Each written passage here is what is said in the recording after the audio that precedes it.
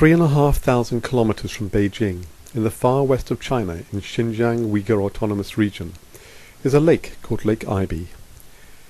It lies in Bortala Prefecture, and to the east of it is the Lake Aibi Nature Reserve, which abuts the Ganzhou Nature Reserve, which is itself in Wushu County. The saline lake itself used to be quite large, but has been reduced to about half its area in the last few decades because of the use of its water for irrigation. The purpose of the project that we were trying to identify on this mission was how we could increase the area of the lake, or how we could wet a greater area of the sediment which currently blows off in dust storms. The wind here blows hard 160 days a year. The salty crust carried from Lake Aibi reaches as far as Beijing, Japan and Korea, and even beyond. The lake sediment over much of the year is now either bone dry or just soggy. In the middle of the summer, the lake itself is a long, long way from shore, and there's maybe 1 or 2, 3 kilometers of exposed and drying sediment. In the autumn and the spring, this place is remarkable because there are hundreds and thousands, tens of thousands of water birds that migrate between Russia and Southeast Asia. Swans, geese, ducks and wading birds. It's probably a site of international significance for its birds, and the project being designed would benefit the problems of land degradation, water supply, as well as biodiversity conservation. There are major differences between the years. In some years there can be a lot of water in the lake, and in one such year, 2002, the Tourist Bureau of a town nearby on the Kazakhstan border paid for a boardwalk, a boathouse and a pier. Unfortunately that was a very unusual year, and the water hasn't been as high again. The boardwalk has fallen into disrepair. No one looks out from the pergola anymore. A boardwalk which gives reliable access to the lake for tourists and bird watchers may be an idea for the project though. Sadly, now the boathouse is simply sliding into the mud, and the pergola has fallen derelict. Interestingly, in an area that has only 9 centimeters of rain a year, rain clouds are not uncommon. But what happens is that when the rain falls, like here, it doesn't actually reach the ground. It's such a dry place, it's not surprising that the vegetation around the lake is a form of thorn desert or scrub desert. While there are some trees, such as tamarisk, poplar and haloxylon, in most cases the vegetation is short and scrubby. There are large sand dunes, and our transport, even good 4-wheel drive vehicles, found some of the steeper dunes just too hard to get up, no matter which way up they went. In the distance you can see glaciers in the Tian Shan mountains above Lake Aibi, and it's from these glaciers, not the rain, that the area actually gets the bulk of its water. Dams have been built to try to harness the water, and this then flows into channels. From the channels it goes into irrigation canals. Some of the water continues in the river courses and ends up in wetlands around the lake, and other water is directed to irrigation canals. At all the places we stopped, we questioned the people we met, together with the local government, in order to try to understand how the scarce water was being managed and how that might be improved.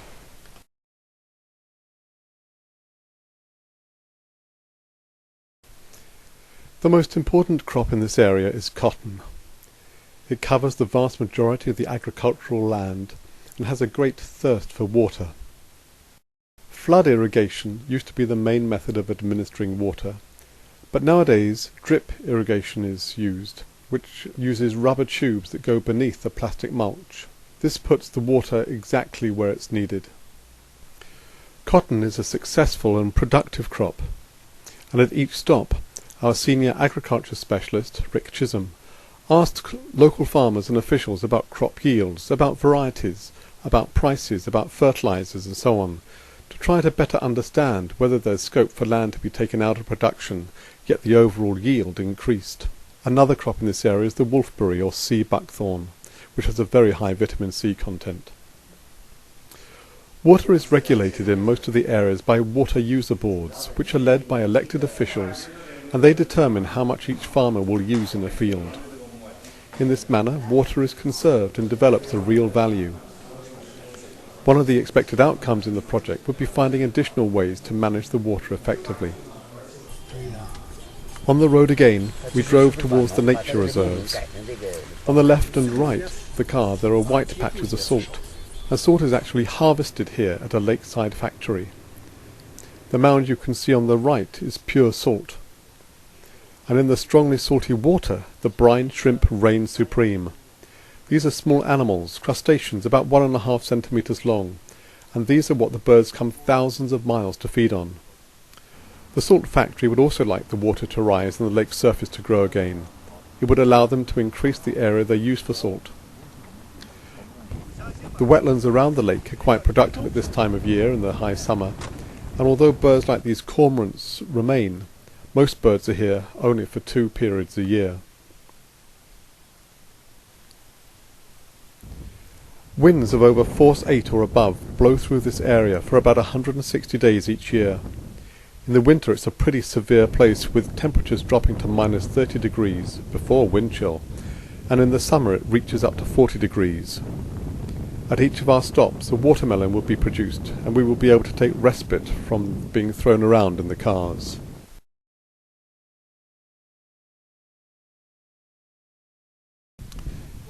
Throughout the 2 reserves there are protection stations, and we were welcomed at all these by wonderful meals typical of Central Asia, with apricots, flatbread and mutton. At one of them we found a German scientist who was working on the impacts of livestock on vegetation, and he was a great source of information for us.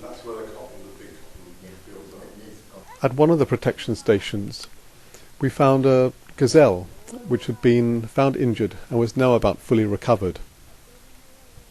And at another protection station we were shown a baby roe deer that had been brought in by a hunter from outside the reserve and looked after by the reserve guards.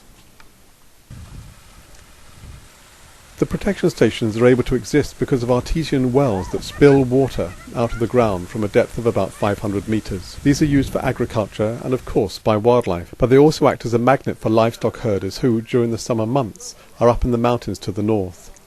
In October or November they come back down to this area along with their livestock.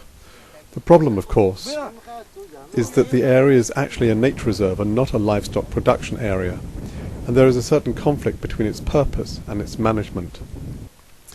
The few cattle we saw and the camels are not really major issues. Their damage to the environment is not very marked. Far worse, however, are the goats, because they have voracious appetites. They will eat almost anything, and they have sharp hooves which cut through the crust that forms in the top layer of desert soils and facilitates erosion. To assist livestock herding, the government has been poisoning rodents, especially the great gerbil, in this area for some years, but this may be about to change because recent research has shown that this can have much broader impacts than anticipated. From a watchtower above one of these protection stations, it's quite easy to see the impact that the livestock are having. For a radius of 1 or 2 or more kilometres, there's an obvious and intensively used area where the livestock congregate and feed during the winter months, when the vegetation is of course no longer growing. As we travelled, we were struck by the large numbers of dead Euphrates poplar trees, and we pondered on the causes. Some of the trees were actually quite magnificent pollarded specimens, and Rick Chisholm explains the likely reason for the deaths. But what I'm interested in here is how bare the soil is around the tree.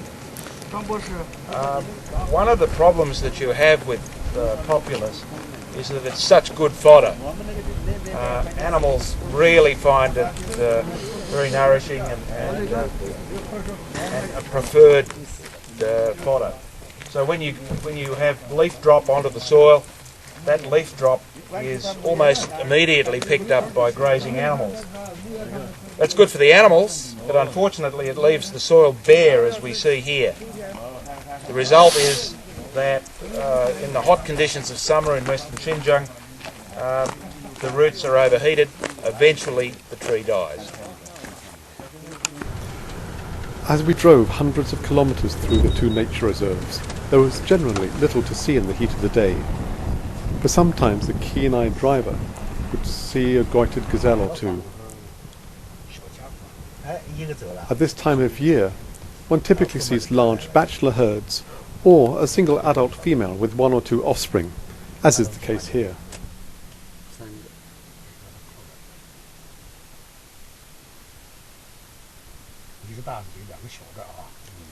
The most conspicuous bird we saw was the roller, which is distributed through the whole of Europe and Central Asia, and winters in southern Africa. It eats grasshoppers and small lizards it spots from exposed perches. The color was made To the very east of the nature reserves we found the end of the Quitting River, which used to reach as far as Lake Aibi, but now stops a good number of kilometres short of that.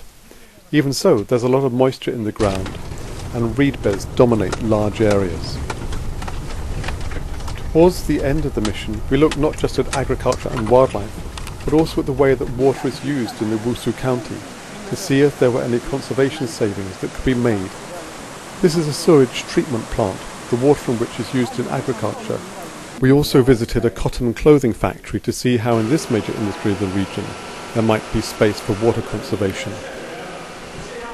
And finally we saw the Quitting River flowing through Wusu town, a mighty river, yet almost none of that water now reaches Lake Aibi.